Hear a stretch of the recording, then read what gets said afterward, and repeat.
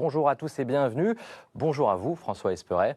Bonjour. Pour commencer, quand même, Sainte Geneviève, c'est un personnage qui reste assez méconnu, personnage du 5e siècle. Qu'est-ce qu'elle représente dans notre de France et de Paris pour vous? Sainte Geneviève, c'est le surgissement du féminin dans notre histoire de France. On a eu des martyrs, on a eu des grandes saintes qui sont des mères de grands saints. Et Sainte Geneviève surgit. Elle est une figure de pérennité, une figure de rassemblement. Elle rassemble et elle protège dans un seul et même mouvement les Parisiens. Elle prépare ce qu'on pourrait appeler le baptême de la France au travers du baptême de Clovis. Donc finalement, dans ce 5e siècle rempli de péripéties et d'incertitudes, c'est elle qui ouvre la porte de ce qui va être l'histoire. Ouais, c'est pas rien quand même. J'aimerais vous faire réagir à ce que disait le cardinal Jean-Marie Lustiger. L'histoire de Sainte Geneviève devient le patrimoine génétique qui ne se rend même plus compte qu'elle véhicule cette richesse. Intéressante cette phrase. Oui, elle est intéressante. Alors, moi, je pense que c'est pas forcément dramatique qu'on ne se rende pas compte de la richesse qu'on véhicule, puisque si on est excessivement conscient de la richesse de notre patrimoine, ouais.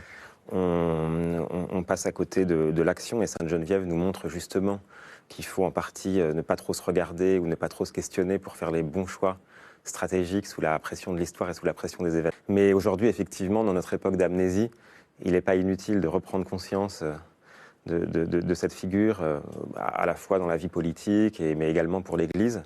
On parle beaucoup d'égalité femmes-hommes et on a tous un petit peu l'impression que la femme a toujours été opprimée et a toujours eu des fonctions subalternes jusqu'à aujourd'hui. En réalité, Sainte Geneviève nous montre que le charisme, la force pouvaient être incarnés par des femmes sans que ça soulève la moindre contestation finalement. C'est ça qui est assez frappant, c'est que Sainte Geneviève n'a jamais eu de mal à imposer son autorité, tant son autorité était grande et éclairée d'en haut. On dit que c'est la première maire de Paris, M-A-I-R-E. Ça vous semble juste ? Oui, c'est la première maire de Paris dans cette fonction importante pour les Français du maire ou de la maire, qui est une espèce de fonction presque pastorale, où on incarne, où on rassemble, où on protège, avec un attachement presque maternel. Alors, François Esperet, avant d'aller plus loin, je vous propose d'aller à la rencontre de 3 Parisiennes et Parisiens. L'une de ces Parisiennes, vous la connaissez très bien, pour qui Sainte Geneviève compte, notamment dans leur quotidien. On regarde qu'est-ce qu'elle représente aujourd'hui pour ces Parisiens et ces Parisiennes. On regarde ce reportage et puis on se retrouve juste après pour en parler.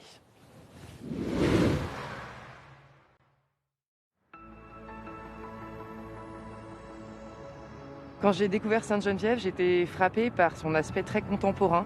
Je me suis dit, c'est une sainte pour aujourd'hui. En travaillant à son livre sur Sainte Geneviève, Delphine Pasteau a été frappée par la façon modèle de cette femme de gérer les grandes crises du 5e siècle. Geneviève, ça peut être un coach pour aujourd'hui parce qu'aujourd'hui, on a beaucoup d'émotions à gérer en même temps. Je trouve qu'on a beaucoup d'informations qui viennent de partout, on reçoit beaucoup ça.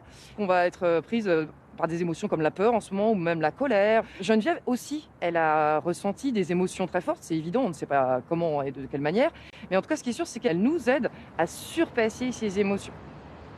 Geneviève met Dieu au cœur de sa vie par la prière, ses actions vers le bien commun, et c'est en cela qu'elle est un modèle pour ma vie. C'est en cela qu'en fait, en l'imitant, en suivant son coaching, moi aussi, petit à petit, mes actions vers le plus grand bien, pour les autres, pour Dieu et pour moi-même. Paroissien de Saint-Étienne-du-Mont, là où est inhumée Geneviève, Thibaut Chalmin vit une grande proximité avec la sainte. C'est une amie qui m'accompagne dans les difficultés et aussi dans les joies de la vie. Et à chaque fois que je passe devant son tombeau, je vais prier, je vais l'invoquer, pour invoquer son intercession pour les Parisiens et pour la France. C'est une référence, oui. Une vigie dans la tempête. Thibaut Chalmin est aussi officier de réserve de la gendarmerie et donc sous la protection de Geneviève, sa sainte patronne. Notre devise, protéger et servir, elle illustre bien ce qu'a été Sainte Geneviève pour Paris, hein, c'est-à-dire que quand Attila a voulu envahir Paris, c'est elle qui a protégé Paris et les Parisiens, comme les gendarmes aujourd'hui protègent Paris et les Français de manière générale.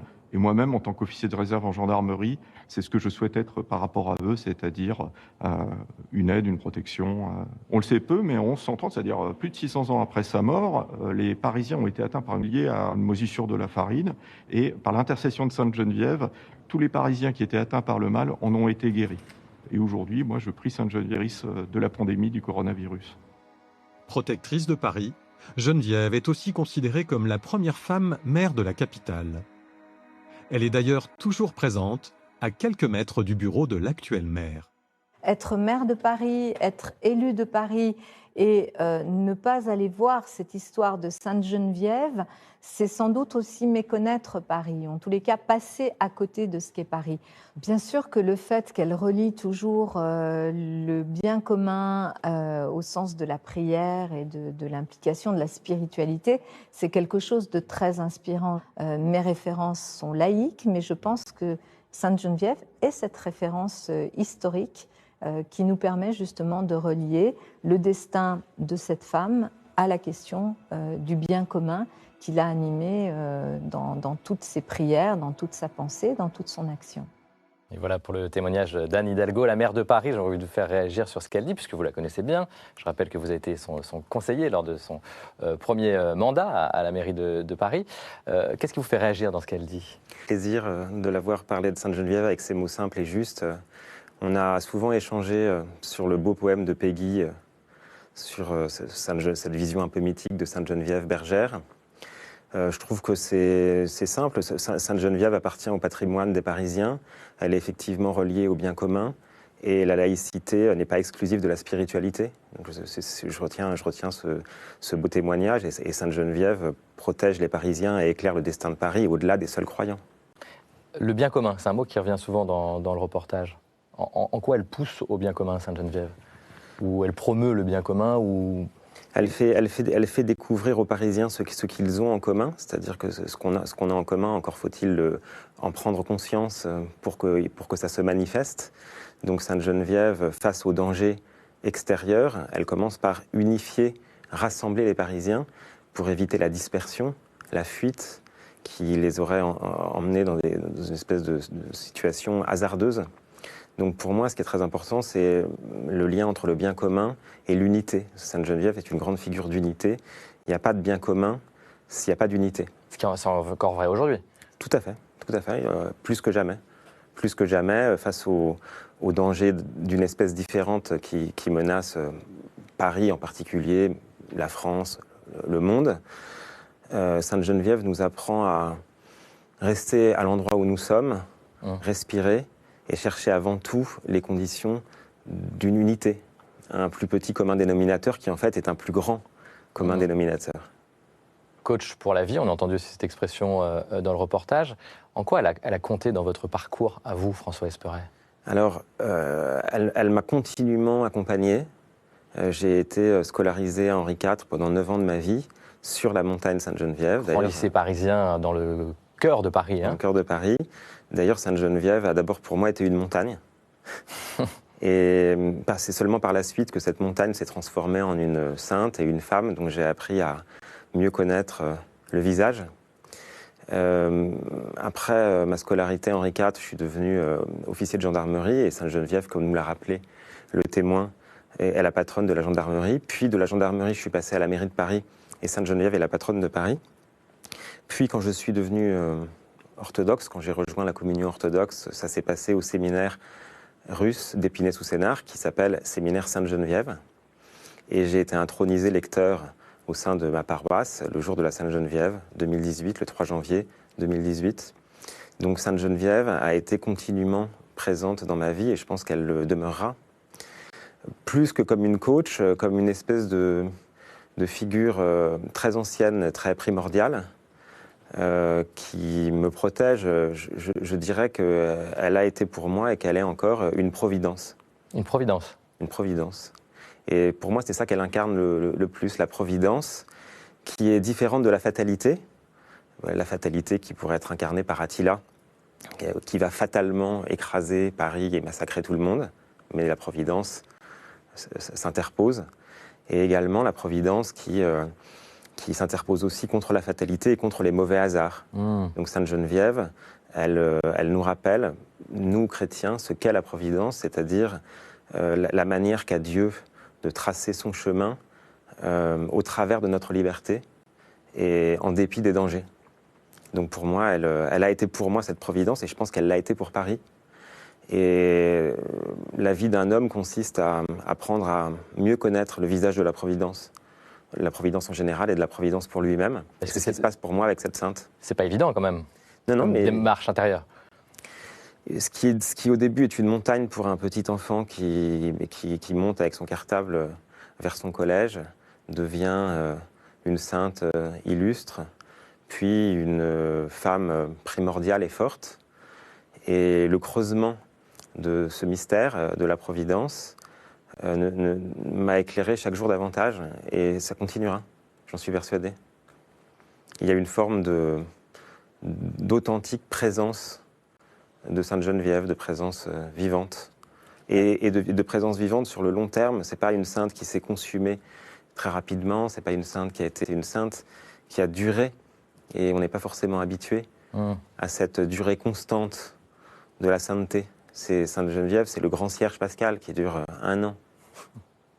Avec des clins d'œil de la Providence, dans votre quotidien, en préparant cette émission, vous me disiez que même pour les funérailles de votre grand-mère, oui, il y a eu un petit clin d'œil. Qu'est-ce qui s'est passé, si vous voulez bien nous raconter ? Dans une situation un peu extraordinaire à cause du Covid, j'officiais aux funérailles de ma grand-mère dans un funérarium avec très peu d'empreintes religieuses. Je faisais une sorte de service religieux minimum. Et l'un de mes oncles avait souhaité entendre une dernière fois la voix de sa mère. Et d'un coup a retenti dans ce funérarium ma grand-mère, la voix de ma grand-mère lisant le poème de Peggy, consacré à Sainte Geneviève. Ce qui aurait pu m'étonner, mais ce qui ne m'étonne même plus, parce que, comme dit Léon Bloy, le miracle, c'est le rétablissement de l'ordre véritable. Et donc c'est ce qui s'est passé avec cette voix de ma grand-mère, et c'est ce qui s'est passé pour Sainte Geneviève, pour Paris. Ce qui a semblé à tous un miracle, à savoir le fait de préparati là, a sans doute été pour Sainte Geneviève la norme. Donc elle nous apprend aussi que le miracle ne se niche pas dans l'extraordinaire ou dans l'ailleurs. Le miracle est notre loi. Et la vie du chrétien, ça consiste à retrouver cette loi du miracle. Donc il y a des miracles dans chacune de nos vies Le miracle est notre ADN. Ce qui n'est pas normal, c'est quand il n'y a pas de sens et quand il n'y a pas de miracle. Ce qui est normal, c'est quand le miracle affleure ou quand le miracle sourd sous la terre comme une source. Donc Sainte Geneviève, à plusieurs reprises, a rappelé aux Parisiens que le pire n'était pas le plus sûr. Tantôt en leur disant de ne pas s'en aller, tantôt elle, en sortant de l'enfermement du siège. Et c'est assez beau qu'une fois qu'elle ait sauvé tout le monde une fois en disant « restez en vous-même, demeurez », et qu'une fois elle l'ait fait en disant « ne vous enfermez pas en vous-même ». Donc deux fois, de manière très différente, elle est allée chercher ce miracle. Elle est allée le chercher, elle lui a permis de se manifester. Et nous-mêmes, on est sur le chemin du miracle qui doit advenir, et on ne doit pas se soustraire à ça. Et elle ne s'est pas soustraite. Notamment en ces temps de Covid, c'est important de se le rappeler. Tout à fait. Tout à fait. Le pire n'est jamais sûr. Le pire n'est jamais sûr. On n'est pas seulement le troupeau. Il peut arriver qu'on doive être le berger. Il n'y a jamais très loin de l'un à l'autre. Et on doit se préparer à être bien sûr, on doit être bien certain qu'on n'a pas, par ignorance, par lâcheté ou par fausse conscience, omis d'être quelqu'un qui change le destin apparemment écrit du pire. Ah bah alors, très belle transition, puisque je vous propose d'aller voir quelqu'un maintenant qui change le destin, justement, qui parfois on pourrait imaginer terrible pour les personnes en précarité. Cette personne au grand cœur s'appelle Olivier, et il aide les gens qui sont à la limite de la rue. Il les aide notamment à retrouver un logement. Regardez, Olivier, ça pourrait être vous.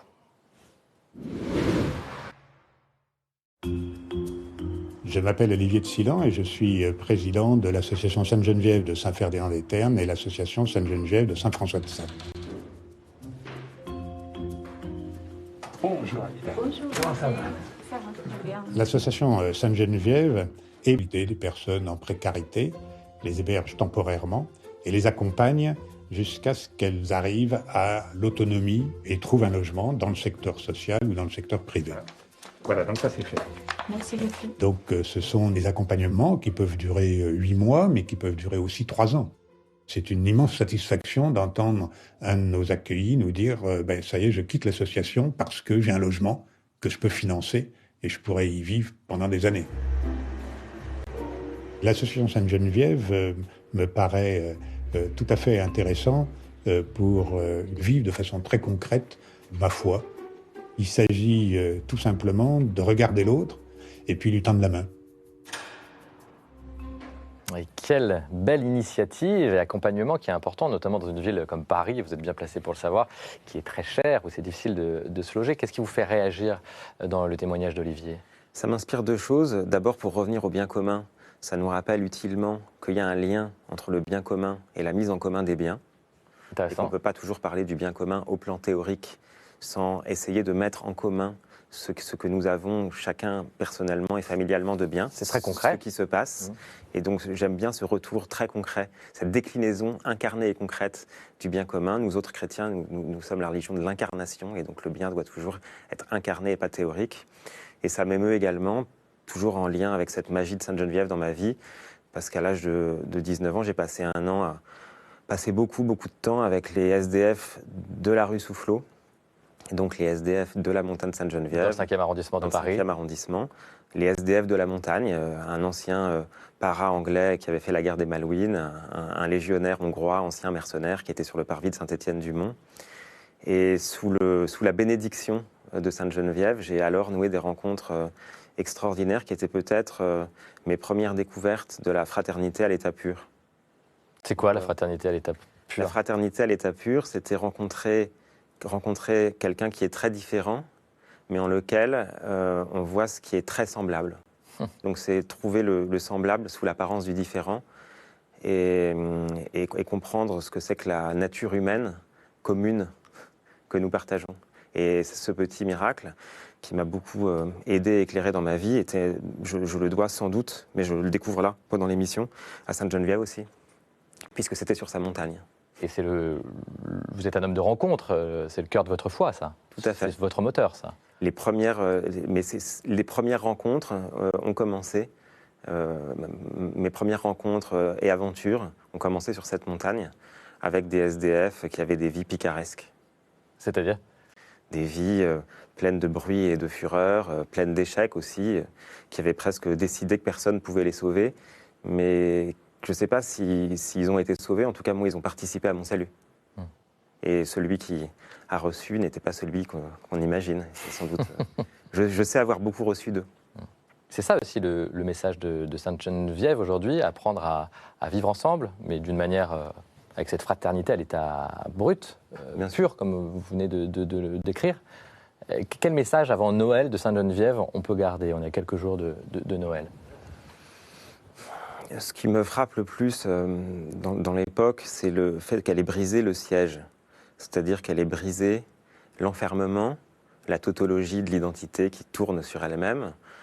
Paris serait mort de faim si Sainte-Geneviève n'avait pas brisé le siège pour aller chercher du pain ailleurs.